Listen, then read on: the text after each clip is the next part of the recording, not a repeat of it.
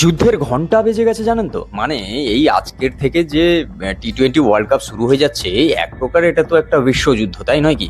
এবার সেটা তো দেখার পালা। আর তার সঙ্গে সঙ্গে প্রথম দিনের যে ম্যাচগুলো, সেখানেই একটা বিশাল ব্যাপার, ইন্ডিয়া পাকিস্তান সবাই খেলছে না না, একসঙ্গে খেলছে না। বয়কটের ব্যাপারটা তো জানেন।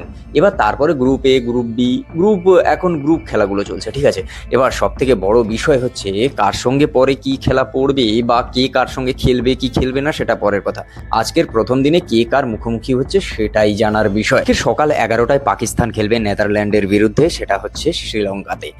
আর 3টের সময় স্কটল্যান্ড ওয়েস্ট ইন্ডিজ খেলবে ইন্ডিয়াতে। এবং 7টার সময় ইন্ডিয়া আর ইউএস এর খেলা হবে, তাও আবার ইন্ডিয়াতে। এবারের যদি তুমি হচ্ছে টি-20 ওয়ার্ল্ড কাপ দেখো, তাই সেটা কিন্তু হোস্ট কান্ট্রি যদি বলো, সেটা কিন্তু আমাদের ভারত। এবার ইন্ডিয়ায় খেলাটা হচ্ছে, বেশিরভাগ খেলাই হচ্ছে ইন্ডিয়ায়, যেহেতু পাকিস্তান ইন্ডিয়ায় আসবে না, সেই কারণে তার ম্যাচগুলো শ্রীলঙ্কাতে হবে।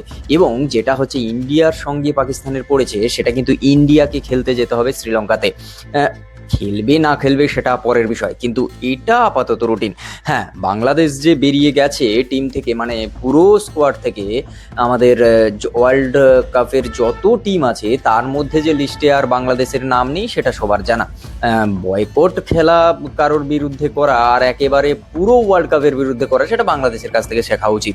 কিভাবে হচ্ছে টি-20 ওয়ার্ল্ড কাপ থেকে একেবারে বয়কট করে বাইরে চলে যাওয়া। তার বলে হচ্ছে স্কটল্যান্ডের ওয়েস্ট ইন্ডিজের সঙ্গে খেলা রয়েছে। আজকের দেখার হচ্ছে কোন ম্যাচটা সব থেকে পাওয়ারফুল আর সব থেকে ভালো হতে চলেছে। এটা তো দেখার বিষয় আছে। কি করলো পাকিস্তান সেটা তো দেখবো বটেই। স্কটল্যান্ড প্রথম ওয়ার্ল্ড কাপে এসে তারাও কি করছে, মানে এই যে ওয়ার্ল্ড কাপে খেলবে তারা এবছর, স্কটল্যান্ড, তারা কি করবে সেটাও দেখার বিষয় রয়েছে। আর তার থেকে বড় বিষয়, ইন্ডিয়া রেজাল্ট কি করবে ফার্স্ট ডেতে, সেটাও দেখার বিষয় রয়েছে। একের পর এক খেলা রয়েছে, আজকের থেকে শুরু হয়ে যাচ্ছে খেলা। এবার সেটা তো চলতে থাকবে।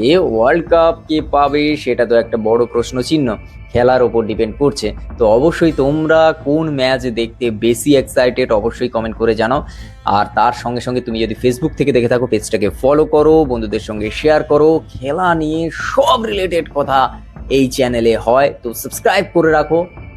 অবশ্যই বন্ধুদের সঙ্গে শেয়ার করো। খেলা আর কার সঙ্গে শেয়ার করবে, তাই নয় কি? তো দেখা হচ্ছে খুব তাড়াতাড়ি নতুন একটা ভিডিও। ফার্স্ট ডে টি-20 ওয়ার্ল্ড কাপের কি রেজাল্ট হয় সেটা তো অবশ্যই পরের ভিডিওতে বলছি। চলো, দেখাচ্ছি খুব তাড়াতাড়ি। টাটা।